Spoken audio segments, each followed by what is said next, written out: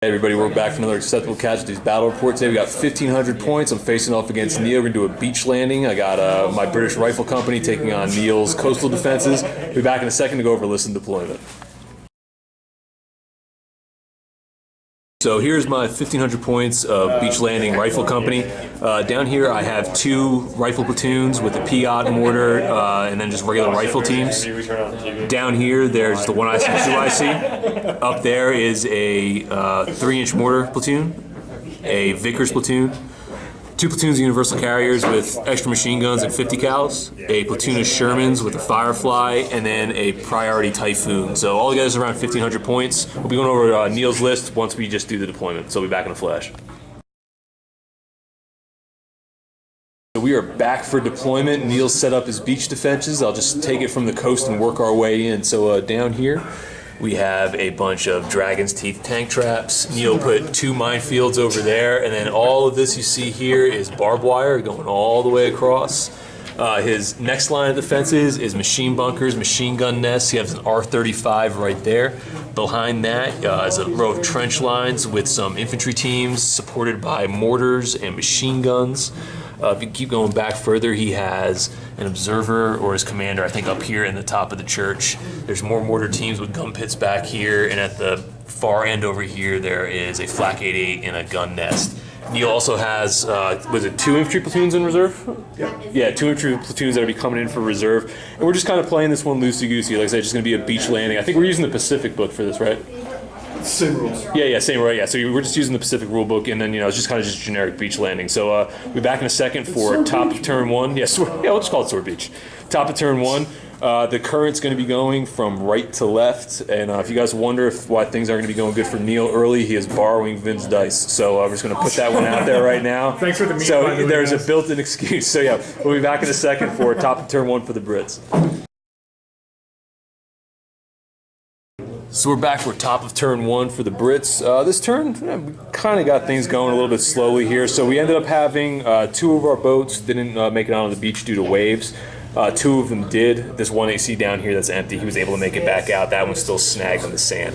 We were able to get 1 rifle platoon up, our mortar platoon over here, and we were also able to get our plane in the back over there. In the shooting phase, the flak 88 was able to take out 1 of the planes coming in, but we were able to still hit with the 1 plane and pin the flak bunker back there. Down here in the shooting phase, we used our mortars with direct fire to try to take out and pin one of those machine gun nests. Unfortunately, that was unsuccessful. I didn't shoot anything with the rifle teams because it really didn't make a difference at this point. One thing I didn't note, these machine gun nests, the bigger, bulkier ones, they're actually going to be 7.5 flaks, so anti-tank stuff. So that's what we're looking at here for the top of turn 1 for the Brits. We'll be back in a second for bottom 1s for the Germans. We are back for the bottom of turn 1 for the Germans. Pretty decent turn for these guys. So the flak 88 was able to unpin in the back. Up here, the machine gun nests, the 7.5s, and the R-35 turrets that are all right here opened up into this platoon. They were able to pin them, but only kill 1 of the bases from the platoon. Back over here, they fired some mortar shots as well, which actually ended up getting the pinning off down here. Pretty much, I think everybody stayed still except for the 1 mortar team kind of starting to slowly push up to kind of support these guys, maybe get some bombardments off. So that's what we're looking at here for the bottom turn 1. We'll be back in a second for top turn 2 for the Brits. We are back on the beachhead for the top of turn 2. In this turn, I was only able to get my universal carriers up onto the beach.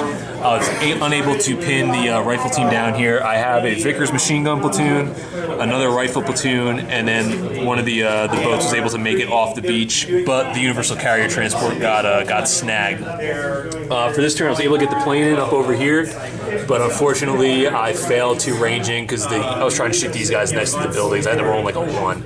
I ended up firing a smoke bombardment over here to kind of box out the 3 bunkers on this side, and I ended up taking my universal carriers, and I wasn't able to hit anything with those.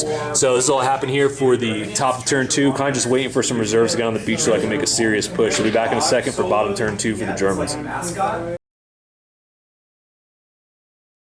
So we're back for bottom turn 2 for the Germans. In this turn, not a lot of movement. Vin ended up just pushing up that one mortar team to get them in position for next turn to help do a bombardment. For shooting, pretty much just the bunkers from the front line down here. They opened up. They were able to kill 2 observers from the mortar teams down here, and then the 7.5 over there was able to take out one of the universal carriers down here. So we'll be back in a second for the top of turn 3 for the Brits.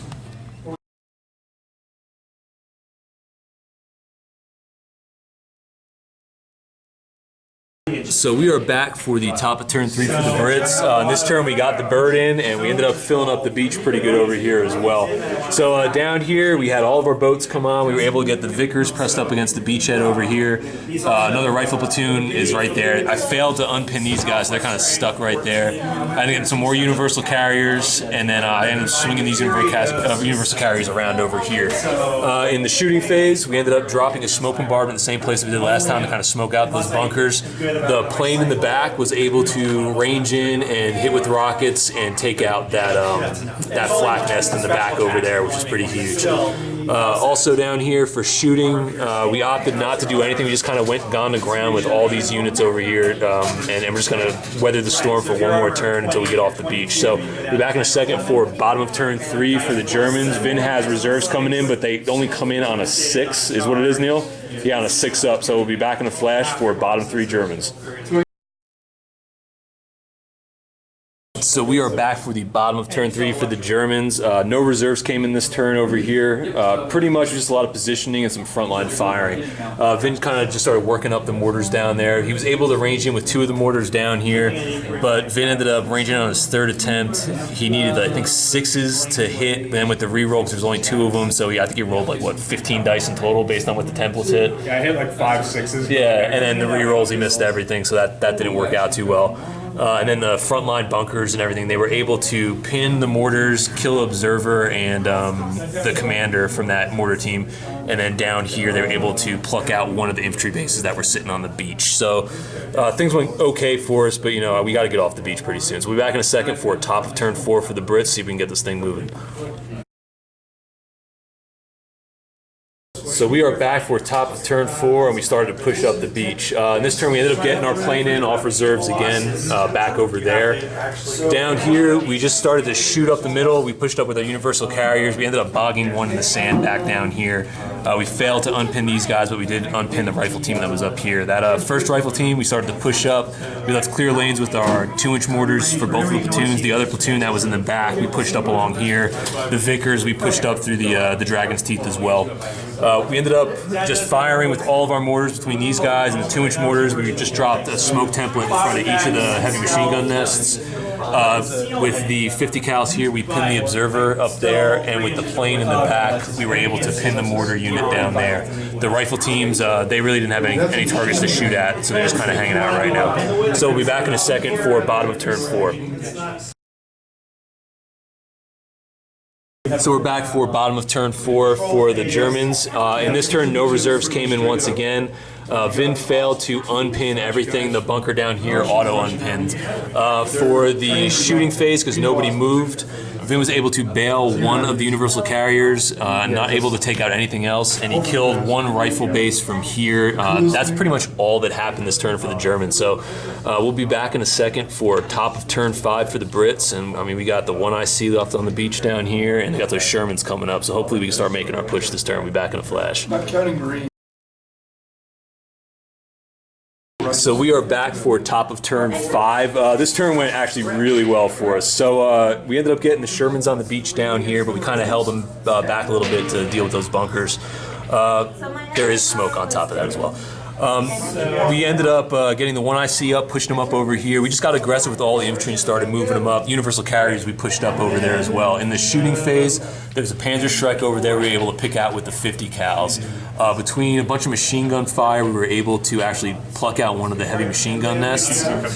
We had the smoke drop in right here, and then we were able to actually assault with that 1st infantry platoon and take out that R-35 even through the defensive fire. So that's what we're looking at right now for top of turn 5. We'll be back in a second for bottom of turn 5 for the Germans. I'm already in Berlin. We are back for bottom of turn 5, right? It's bottom 5, isn't it? Yeah. Bottom 5. Yeah, and Vin's reserves, you got one platoon in off the back table right there. For movement, Vin pushed a couple guys into this house up here. He was able to unpin the 1IC and unpin the mortars. In the shooting phase, Vin dropped a bombardment right down here from that 2-man mortar team. He was actually able to bail out one of the universal carriers on the side, but was unable to do any wounds because he ended up ranging on the 3rd attempt, needed 6s, only a 2-man team, so we had to confirm those ones, so nothing really happened with that. With the bunkers here between these two, Vin was able to blow up one universal carrier and then not really do any damage with the machine guns. The bunker down here, the 75, they fired down at the Shermans, but they were unable to hit. So this is all we're looking at right now for bottom of turn 5. We'll be back in a second for top of turn 6 for the Brits as we continue to push up the road. So we are back for top of turn 6, and the Brits are pushing up the beach. This turn went really, really well for us. To start things off, we ended up moving a bunch of our infantry up to along the back of that trench line. We pushed our universal carriers up as well, and we started getting guys lined up, trying to get across the barbed wire. They failed, but we were able to get 2 guys around the gap over here. In the shooting phase, didn't really do too much as far as shooting. There's a smoke bombardment here. I just kind of left it off so you guys can see what's going on. We were able to drop direct fire smoke on top of that bunker over here. Then in assaults, we were able to get a guy in here to take out that bunker. This platoon that was over here came over the trench line in the back and was able to take out both of those bunkers. Back over there, those universal carriers were able to shoot and take out the mortars. There's still 2 riflemen left in that house right there, and we got these universal carriers kind of sitting right here right now. So I think all the Germans have left, like I said, there's 2 rifle teams, and I think the 1IC is up there, and then you guys can see in the back, there's the 1 platoon coming in. It still has, I think, what, 2 or 3 platoons left in reserve for rifle teams? 1 more in reserve. So that's what we're looking at right now. We'll be back bottom of turn 6 for the Germans, see if they can make a counter push here and take one of these objectives. So we're back of the bottom of turn 6 right now. Not a lot really happening here. Vin pretty much just pushed these guys up into that wheat field. No reserves came in. He has 2 rifle teams still sitting there. Over here in the top, this guy's an SMG, so we really wasn't able to do anything. Just kind of holding down, holding that objective over there. And the 2 guys in here, they fired a bunch of rifle shots down into the universal carrier right here. I ended up failing one of the saves, but Vin ended up only got 3 on like his firepower, so nothing happened there. Stormtrooper moves were failed by these guys. They're kind of just stuck sitting there. We're back in a second for top of turn 7. Probably time to start making a push on one of these objectives, so we'll be back in a flash. So we are back for the top of turn 7 or 8. I have no idea what it is at this point. So for this turn, things went pretty good for us. We started pushing up over here with the infantry. Universal carriers pushed up along over there. We were able to get 2 of our Shermans on the beach, 2 on the back bogged down. We started to make our move through the barbed wire and get up over here. In the shooting phase, the Shermans were able to, with semi-indirect fire, pluck out the 1IC who was up in the bell tower over there. Down here between these rifle teams and the mortars, we did direct fire into the houses over there. We were able to kill one of the bases, kill another one in an assault, so we took that unit out completely. The universal carriers opened up their machine gun fire. We were able to pin and kill half of this platoon here. Pretty much what ended up happening was Vin doesn't have a commander on the table. Nobody's contesting this objective, and the company's pretty much broken at this point, so we're just going to end up calling it a game. Victory for the Brits on the beaches of Normandy. It was Neil and Vin combined, but we're going to blame Vin more on this one because you want to take the blame for this one, Yeah, I Neil? think the setup was not too impressive. Very noble by Neil to split this one with Vin. Ultimate news. I can't wait to see the next meme. So we'll be back. We'll be back with the end of game recap in a second. Kind of go over how this went. We're back for the end of game recap here. It's going to make this one kind of short and sweet. So this one, how I was thinking, and just the way the dice flew, I mean, this is my casualty pile for this one. And then, like I said, some blown up universal carriers. So Vin was pinning stuff. They were pinning things, but they weren't really peeling anything off. And I think it was luckily with the smoke. These guys were the heroes of the game, I think, for dropping bombardments over there, for smoke bombardments for, almost, over 3/4 of the game. That kind of enabled me to really get a good push up with some veteran troops and make my way up the middle of the table. And like I said, once I kind of got into the bunkers, the way that the German list was, would you say, Neil? I mean, it was only like 5 5 infantry bases supporting the bunkers, yeah. So once they ended up getting in, and Vin had some issues getting the reserves in, so once I kind of punched through those defenses right there and was able to take out that 88 in the back, it kind of opened up that middle alleyway to do some damage.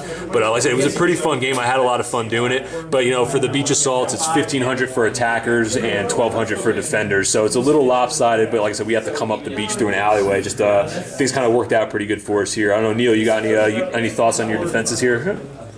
No. No, just shaking the head. Always cut everything off. Yeah. The gap, and he exploited it.